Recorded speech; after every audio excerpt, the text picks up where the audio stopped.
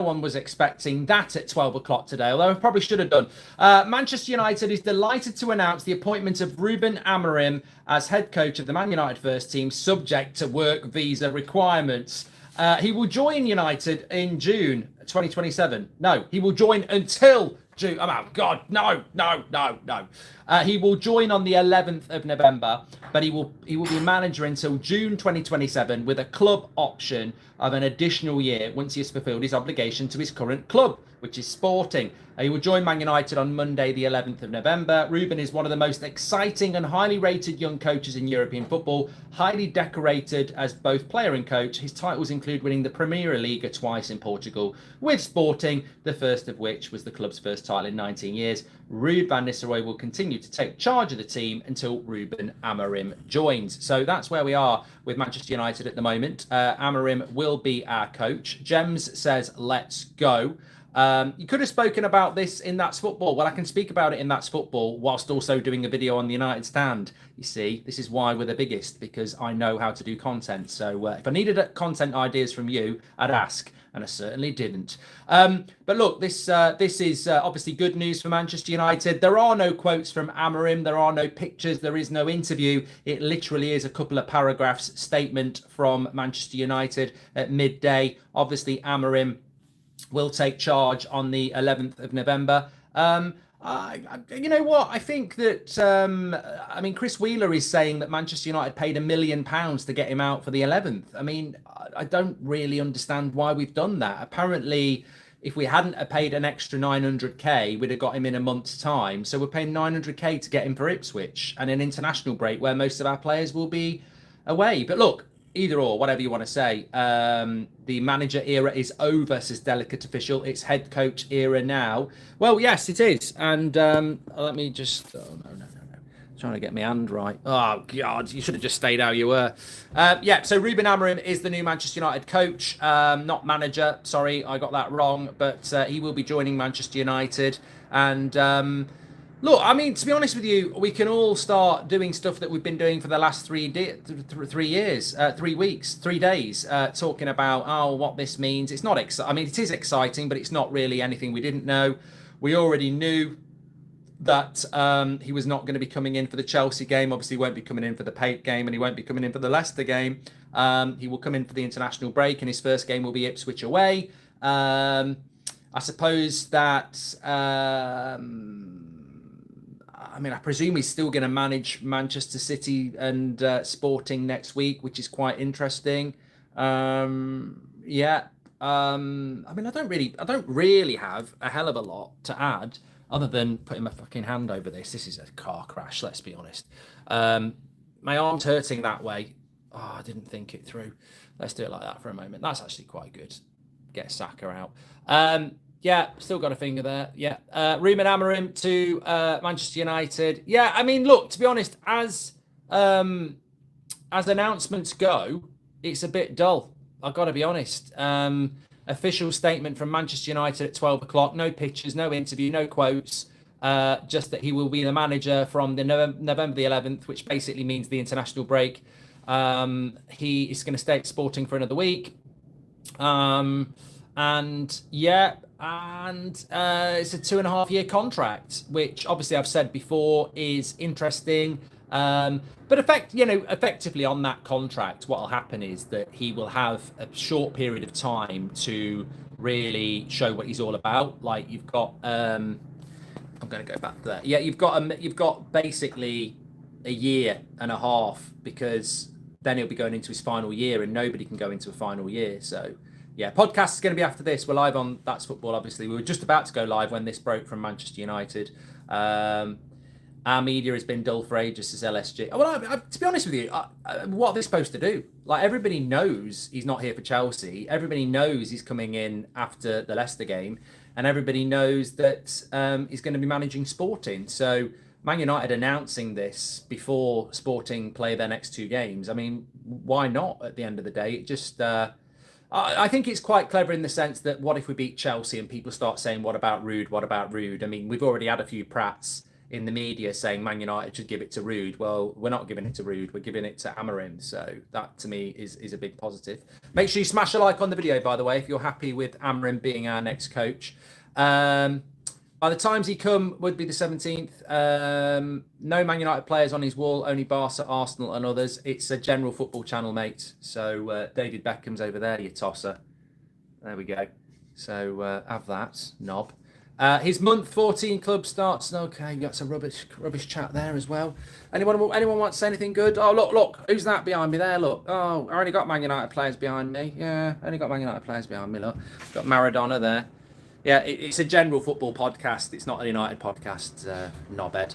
Does this mean we'll have activity in the January transfer window? Hope so. Are you happy, Mark? Well, I'm happy. My arm's not. Having to hold it up at this height is killing me. But Will, you could just hold it. Yeah, nice. There we go. That's not on me, is it? Ah, yeah, that's much better now. I've got someone to hold the camera. Them arms are going to ache in a minute. So yeah. Amorim to Manchester United, lovely stuff. And Manchester United have got Amorim in. And I'm trying to read comments, but I haven't got my glasses in. Is Will going to get paid for this? Not for holding the phone. No, he gets paid for the podcast, but this is extra, which I know he's willing to do. His arms are going to start aching in a minute because mine really did. First game for Amorim will be Ipswich, Connor. 3-4-3 on the way in. Will Rude stay? We don't know. I mean, literally, if you're just tuning in, they've confirmed at midday today that Amorim is Manchester United's manager. He will be in for the 11th of November, which means his first game will be Ipswich on the 20-something. Rude will stay as the interim coach for the next 3 games, which is obviously Chelsea on Sunday, Paik in the Europa League, and then Leicester as well, which we need to win both those games. We've then got a 2.5-year contract, but they've not confirmed anything about whether Rude's staying, what coaches are going to come with him, nothing about that at the moment. So it literally is, it's a Lindelof. I said it was a Lindelof last night, didn't I? A Lindelof is when you go, we've bought this player, we've got nothing else to tell you, he's got to do a medical, and yeah, it's literally 2 paragraphs. There's not even a quote from Barada, Dan Ashworth. It literally is a holding statement. Let's get it out there. Let's get it out there that he's our manager. Why have they done it like that? I think because basically, you're making me I'll go back. You're fired. That's better. You can't see what you're doing. Was I moving it too much? Yeah, I was going looking too small, and people were saying I'm 5'2". You're now right. I'm back to 6 foot again. So look, there are no quotes from anybody other than the Manchester United statement. And I feel like I'm just sort of like saying a lot of the stuff I've said for the last 3 days. I mean, check the video out on how we'll line up with Amorim. Check the video out of reacting to Amorim. I mean, this is just what we're used to as Man United fans, isn't it? It's like someone telling you it's raining when you can see it's raining. We knew we were going to get Amorim for 3 days.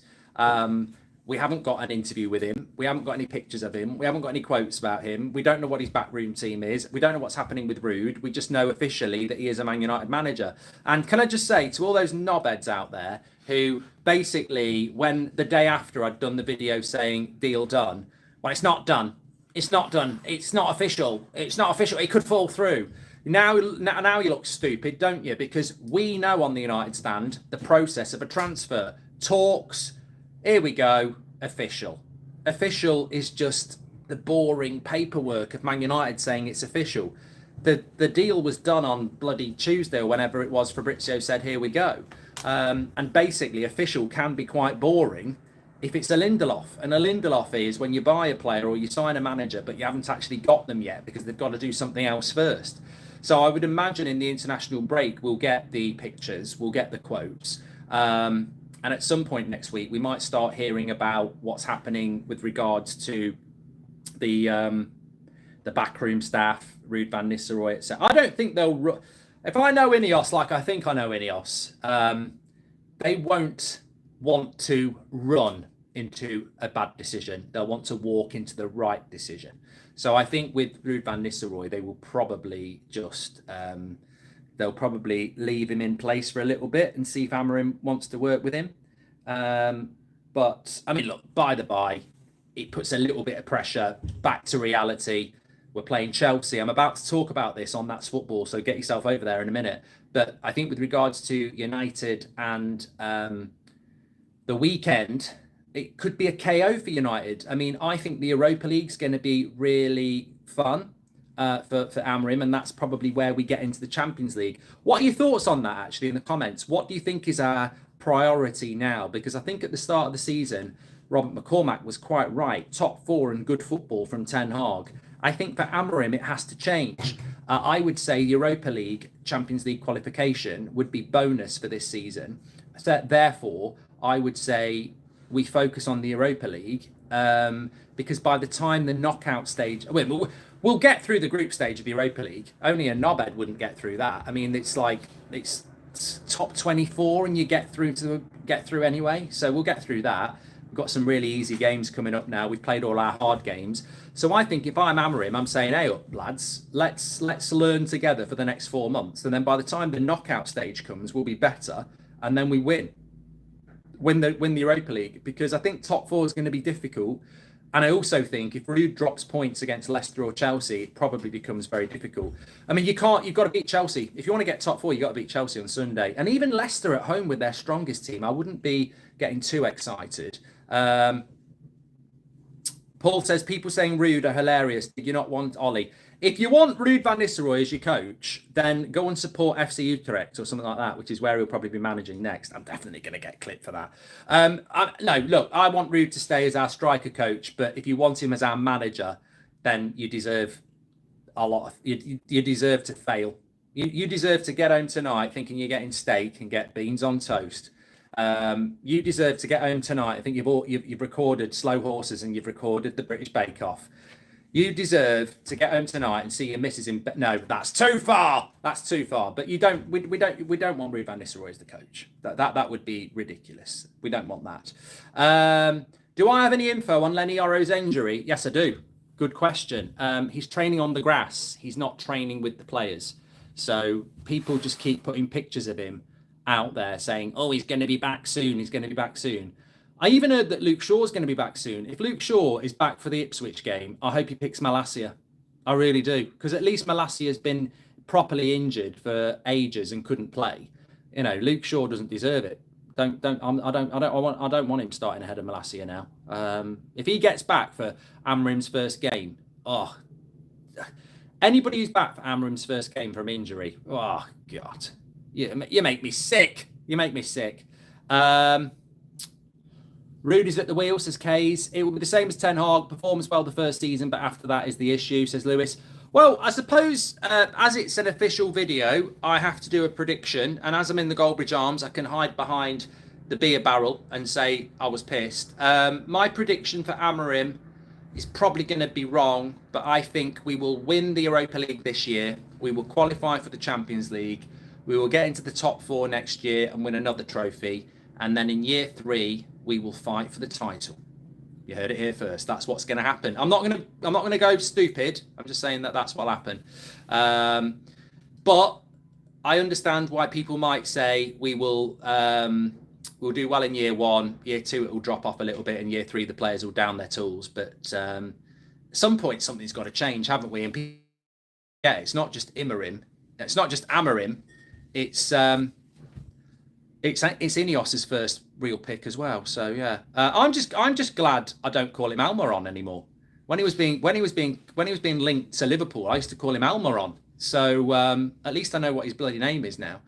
But I'd like to see him coming in, kicking the shits out of some of these players. Not really, but like, you know, walking in and saying, "What you looking at? You dropped."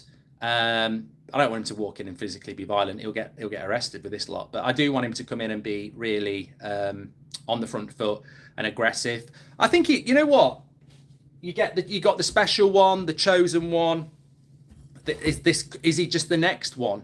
I don't want him to be the nice one. I want him to be the nasty one. I do. I don't want to. I think he will be the scrutinised one. He will be scrutinised by the media, just like Ten Hag. But I think he will be scrutinised by the fans. Although we back him, I think he will be scrutinised massively. And if he comes in and picks certain players again, I mean, look, to be honest with you, if his first pick, you know, let's imagine everybody's fit, and let's imagine his first game against Ipswich, he picks Lindelof and Maguire, he picks Rashford and Bruno, you know, he picks Eriksen and Casemiro. I'd just be like, nah, bruv, I'm not having any of this. So I want to see something different, and we've seen so many managers. Oh, I'll give Maguire a game again. Oh, I'll give Eriksen a game. Oh, I'll pick Rashford and Bruno, and you know, I want to see something different. Like, I would rather see an Ahmad. I would rather see, you know, obviously Agate. I want to see Yoro, De Ligt. I don't want to see us going back to the same old players, if you know what I mean. Anyway, I've got to get over to That's Football for the podcast, and my arm is absolutely killing me. But make sure you smash a like on the video. We want to hit 1,000 likes on this one. Welcome to the show, Amorin. Welcome to the show, the Manchester United show. That some people would describe it as a pantomime. Hopefully it's about to become a classic musical like the Phantom of the Opera. Thanks everyone for watching. We're back at 2. I'll speak to you in a bit. Oh God, my bloody arm's killing me.